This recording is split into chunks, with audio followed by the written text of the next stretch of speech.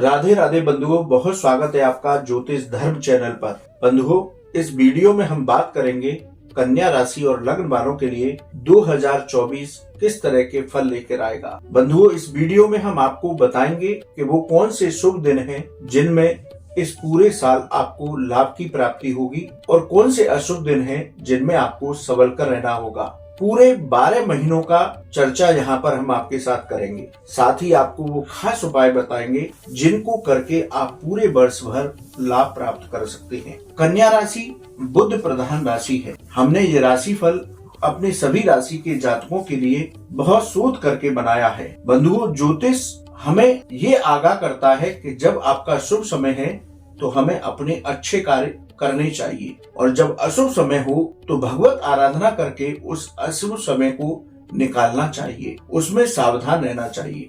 इसलिए हमने ये राशिफल सभी राशि के जातकों के लिए बहुत रिसर्च के बाद बनाया है। यदि आपको राशिफल हमारा उत्तम लगे तो आप अपने मित्रों को भी इसको शेयर कीजिए, जिससे कि उनको भी लाभ की प्राप्ति हो। आपका नया वर्ष मंगल में हो, ये हम प्रभु से कामना करते हैं। तो चर्चा शुरू करते हैं कन्या राशि और लग्न वालों के लिए ये साल कैसा रहने वाला होगा।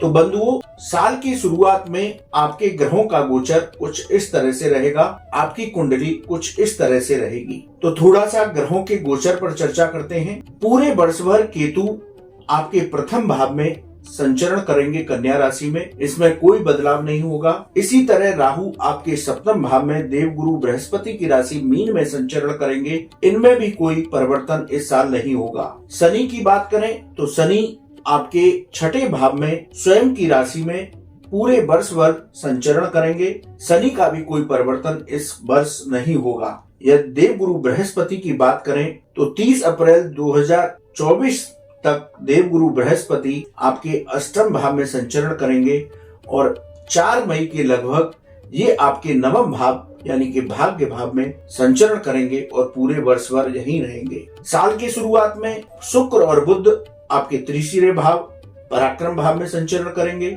साल की शुरुआत में सूर्य और मंगल आपके चतुर्थ भाव में संचरण करेंगे। तो इस तरह से ग्रहों का गोचर इस साल आपका रहने वाला होगा। यदि थोड़ी सी चर्चा करें इन ग्रहों की तो केतु और राहु और केतु इन दोनों का दृष्टि संबंध है। ये मानसिक थोड़ा सा तनाव दे सकते हैं, आकस्मिक आपको धन हानि करा सकते हैं, व्यर्थ के वाद विवाद में आपको फंसा सकते हैं। थोड़ा सा आपको संभल करके रहना होगा। यदि आप इस पूरे साल कोई विशेष निर्णय लेते हैं तो सोच समझ करके निर्णय लें और आगे बढ़ें। यदि शनि की बात की जाए तो शनि आपके मूल त्रिकोण में स्वयं की राशि में विराजमान होंगे, तो ये यहाँ पर आपको उत्तम फल प्रदान करेंगे। आपको शत्रुओं पर विजय प्राप्त होगी, कर्जों से मुक्ति दिलाएंगे, आपको रोगों में शांति प्राप्ति होगी, लेकिन आपको व्यर्थ के खर्चों से बचकर रहना होगा। देवगुरु बृहस्पति 30 अप्रैल तक अष्टम भाव में रहेंगे, तो यहाँ पर ये आपको स्वास्थ्य का ध्यान रखना है। आकस्मिक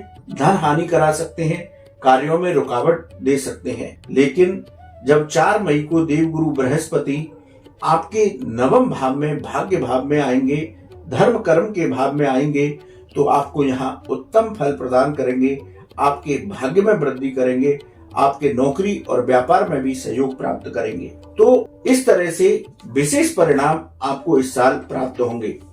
अब हमने प्रत्येक राशि के लिए कुछ विशेष पॉइंटर बनाए हैं जो इस पूरे साल आपके साथ इस तरह की घटनाएं होंगी। तो कन्या राशि के जातकों के लिए बात करें तो इस साल कन्या राशि और लग्न वालों को विशेष रूप से अपने स्वास्थ्य का ध्यान रखना होगा। शनि पूरे साल आपके छठे भाव में गोचर करेंगे, इसलिए स्वास्थ्य का ध्यान रखें। शनि का दृष्टि संबंध आपके 8वें और 12वें भाव से होगा, यानी कि तीसरी दृष्टि 8वें भाव पर और सप्तम दृष्टि आपकी जो है वो 12वें भाव पर होगी। इसलिए आपको व्यर्थ के खर्चों से बचकर रहना है। शनि देव धीरे धीरे आपके स्वास्थ्य में सुधार भी करेंगे। शनि देव की कृपा से नौकरी और व्यापार में लाभ प्राप्त होगा। शनि देव आपको कर्जों से मुक्ति दिलाएंगे, इसलिए धन को अपने योजनाबद्ध तरीके से खर्च करें। ये ना हो कि आय से अधिक आप खर्च कर लें और कर्ज में दबे रहें।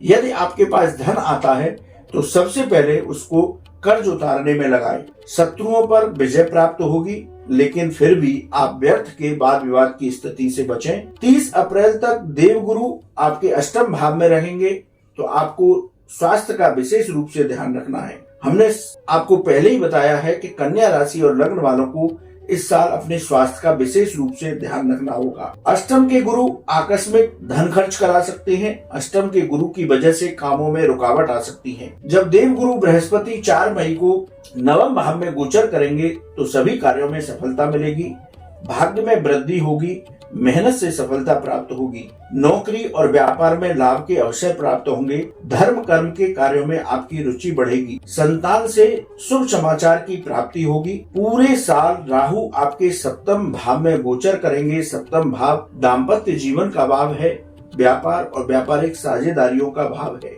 राहु यहाँ पर बैठ करके आपको मानसिक अशांति देंगे। राहु की वजह से आपके वैवाहिक मतभेद हो सकते हैं, तो अपने दाम्पत्य जीवन को बचाकर रखें। राहु व्यापार में रुकावट दे सकते हैं, इसलिए कोई भी निर्णय व्यापार में लेते हैं तो सोच विचार कर निर्णय लें। व्यापार में पैसे का लेन देन भी सावधानी बरतते हुए करें। सूर्य मंगल साल की शुरुआत में चौथे भाव में रहेंगे।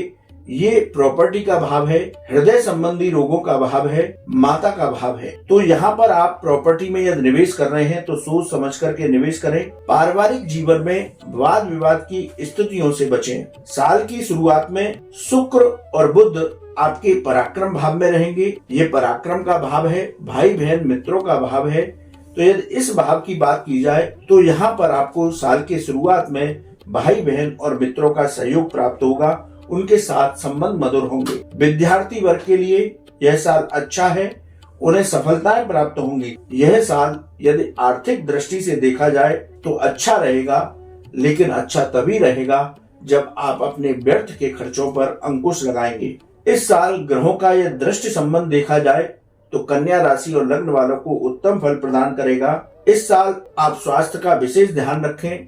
यदि कोई दिक्कत आती है तो तुरंत लापरवाही किए बिना आप चिकित्सीय सुविधाएं लें। इस साल कन्या राशि और लग्न वालों को भद्र महापुरुष राजयोग का भी लाभ मिलेगा, जो उनके लिए उत्तम फलदायी होगा। तो बंधु, कन्या राशि और लग्न वालों के लिए ये कुछ घटनाएं इस साल होने वाली होंगी। यदि आपकी शुभ दिनों की बात की जाए तो 14 फरवरी से 14 अप्रैल, 16 मई से 17 अगस्त, 18 सितंबर से 16 दिसंबर, ये आपकी शुभ दिन रहेंगे। इनमें आप अपने अच्छे कार्य करें। वहीं अशुभ दिनों की चर्चा की जाए तो 15 जनवरी से 13 फरवरी, 15 अप्रैल से 15 मई, 18 अगस्त से 17 सितंबर, 17 दिसंबर से 14 जनवरी 2025 तक आपको थोड़ा सा इन दिनों में संभल कर रहना होगा। यदि कन्या राशि और लग्न वालों के लिए उपाय की चर्चा की जाए तो बुध प्रधान राशि है, इसलिए आप श्री लक्ष्मी नारायण की उपासना करें। मंदिर में बुधवार के दिन